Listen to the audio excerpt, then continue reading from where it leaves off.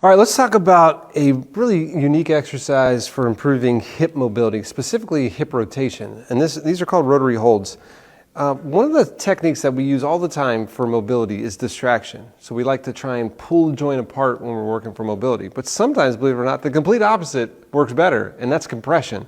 Right? Like, I don't know if you ever noticed, if you ever hold like a kettlebell or dumbbell over your head with your arm, after you do that for maybe a minute, you feel like your shoulder has more range of motion because it actually can improve. The joint actually centrates better and learns how to rotate better. We're going to do the exact same thing with the hip using a very heavy weight. Now we put a weight here, a kettlebell in Michelle's arms. This is 32 kilograms. You want something so heavy that she'd have a hard time lifting up with her arms. We want her body to have to lift up the weight. Now from here, I've got her knees on Eric's pads. You want some type of foam and some type of elevation so that the kettlebell's not sitting on the ground and she can just sit tall and have her arms hang down.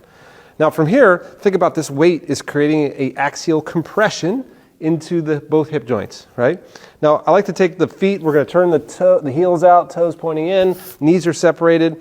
We're going to work on internal rotation on the right side. There'll be some external rotation on the left side as well. So what I'm going to do first, I'm going to prep the body to turn to the right with this heavy of a load. I don't want to pull any muscles in the neck because she's got this big heavy load on her shoulders. So I'm going to prep the neck first by saying, Michelle, I want you to turn your head to the right for me. And it's just, again, just warming up the neck to be able to turn. And we'll do one more time.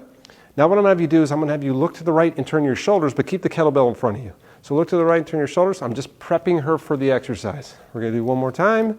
Okay, you feel comfortable doing that? And once she feels comfortable, this time I'm going to tell her, I want you to swing the entire kettlebell outside of your right leg, turn your head and shoulders with the kettlebell. So here we go. Now from here, I want her to just let her arms hang down. So I want this compressive load to be going down her body right into her right hip. Now since she's rotated into her right hip, the right hip is internally rotating and we have a compressive load into the right hip. And now we're going to do something really difficult. We're just going to hold, right? I love exercises that are just stupid simple. And again, the amount of weight matters. Like, I want to put weight on this. I want her to feel like, oh, there's a compression going through my hip, right? And she's holding for, I like at least 30 seconds. You comfortable? Mm-hmm. Okay. After about 30 seconds, we'll say, okay, nice and safely. We'll bring it right back to the center. And now we're going to rinse and repeat. Let's warm up the left side. Go ahead and rotate your head to the left, back to center, rotate left, back to center, head and shoulders to the left. One more time. If you feel comfortable, you can take the kettlebell with you this time. And again, you're going to go tall, feel like you're tall, but the arms are hanging down. We get this compressive load going down into that left hip. Now, internal rotation of the left hip. Of course, there's external rotation going on in the right hip here, but it doesn't seem like we're doing much here.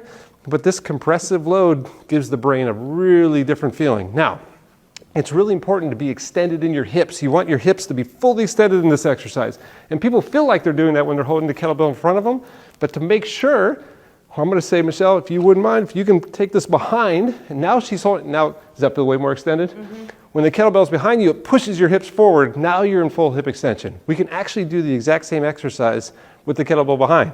We can warm up to the right, she can swing the kettlebell to the left, and she can hold, and vice versa. We can go left and right.